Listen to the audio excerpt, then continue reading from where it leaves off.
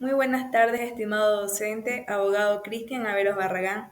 Somos el grupo número 3, integrado por Dayana Farías, Yosenka Manobanda, Diana Paredes, Kelly Remacha y quien les habla, Angie Guamán. Hoy le vamos a presentar el estudio, presupuestos y concepción doctrinaria de las diferentes escuelas penales. Antes de abordar las diferentes escuelas penales, me gustaría resaltar qué es el derecho penal. El derecho penal es la rama del derecho que se encarga del estudio de los delitos, sus penas y las medidas de seguridad que los acompañan. Su objetivo es regular el comportamiento humano para proteger los bienes jurídicos fundamentales y mantener el orden social. A lo largo de la historia, diferentes escuelas penales han influido en nuestra concepción del delito y de la justicia. Así, cada escuela de pensamiento puede ofrecer una forma de ver la responsabilidad del infractor, la finalidad de la pena y la forma en que hay que tratar a quienes quebrantan la ley. A continuación, vamos a conocer las principales escuelas penales y cómo sus ideas han dado forma al derecho penal actual. La escuela clásica. La escuela clásica es una de las principales escuelas del derecho penal. Esta surgió en los siglos XVIII y XIX. Sus principales pensadores fueron César Beccaria y Jeremy Bentham, quienes marcaron un antes y un después en la forma de entender el castigo y la justicia. El presupuesto de la escuela clásica parte de la premisa de que el ser humano es libre para tomar decisiones. Se entiende que si una persona comete un delito es porque lo elige libremente, por lo tanto es responsable de sus actos. Este enfoque se centra en la libertad individual y en la igualdad ante la ley. La pena debe ser una respuesta racional y proporcional al crimen cometido, buscando la disuasión de futuros delitos. La concepción doctrinaria de la escuela clásica se basa en el principio de legalidad, lo que significa que el delito debe estar claramente definido por la ley.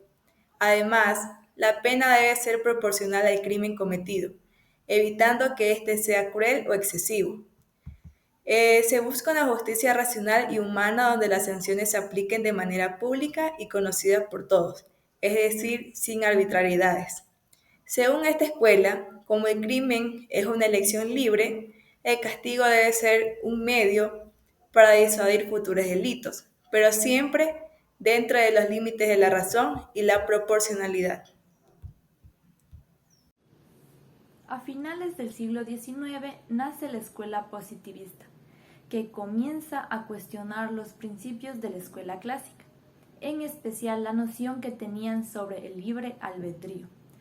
Fundada por Cesare Lombroso, quien propuso la teoría del criminal nato asociando rasgos físicos y biológicos a la criminalidad. Rafael Garófalo y Enrico Ferri ampliaron el análisis, pues incluían factores sociales y definieron una función preventiva y correctiva a la pena impuesta. Esta corriente se basa en un enfoque científico. El presupuesto de la escuela positivista se aleja de la idea de la libertad absoluta del individuo, ya que considera que el comportamiento delictivo está determinado por factores biológicos, psicológicos y sociológicos. En este enfoque, el delincuente no es completamente libre de elegir su conducta, sino que está condicionado por su entorno, su genética y su psicología. Por lo tanto, la pena no solo debe ser punitiva, sino que debe centrarse en la rehabilitación del individuo. La concepción doctrinaria de la escuela positivista propone un cambio de paradigma distinto a la escuela clásica. Aquí el enfoque no solo se basa en castigar al delincuente, sino comprender las causas del crimen. La pena debe ser una herramienta de rehabilitación y prevención en futuros delitos. Los positivistas buscan una herramienta científica en el tratamiento del delito, utilizando estudios de su biología y su psique para encontrar la mejor manera de reintegrarlo a la sociedad. La prevención y la rehabilitación aquí son el objetivo clave, no solo establecer una pena. Buenas tardes. La escuela sociológica. Esta surge a finales del siglo XIX y a principios del siglo XX, con pensadores como Durkheim y como Max Weber, quienes proponen que el crimen debe ser visto, debe ser observado más allá del individuo, considerando así las estructuras sociales que facilitan esto. Durante esta etapa se empieza a observar que factores como la pobreza, factores como la desigualdad, factores como la falta de oportunidades juegan un papel sumamente importante en lo que son los comportamientos delictivos. Entonces, de esta forma, se dice que el derecho penal, en lugar de enfocarse únicamente en castigar, castigar y castigar, debe también adaptarse a las transformaciones sociales y buscar tanto la justicia social como la cohesión social y asimismo la prevención del delito.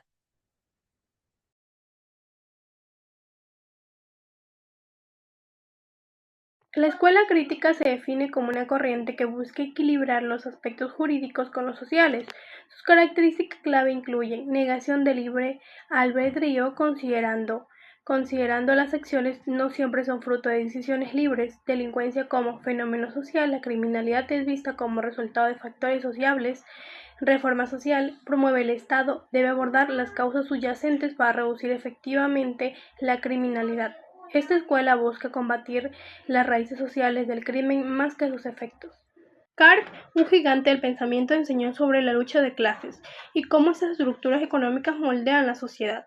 La escuela crítica aplica esas ideas del derecho penal.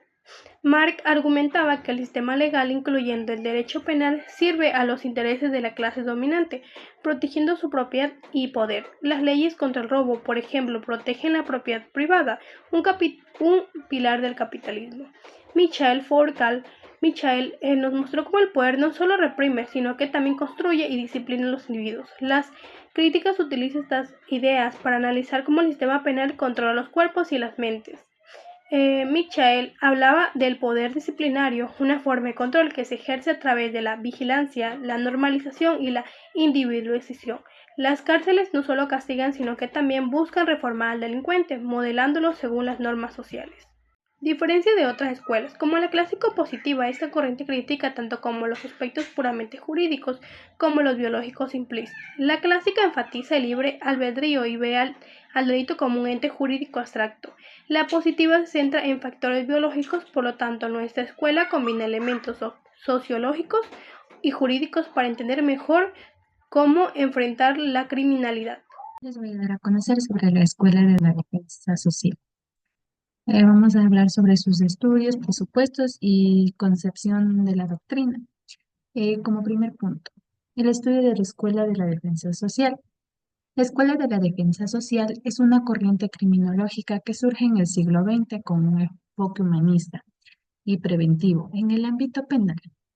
Su principal objetivo es proteger a la sociedad del delito mediante la rehabilitación del delincuente, alejándose del castigo retributivo y de las explicaciones deterministas del crimen.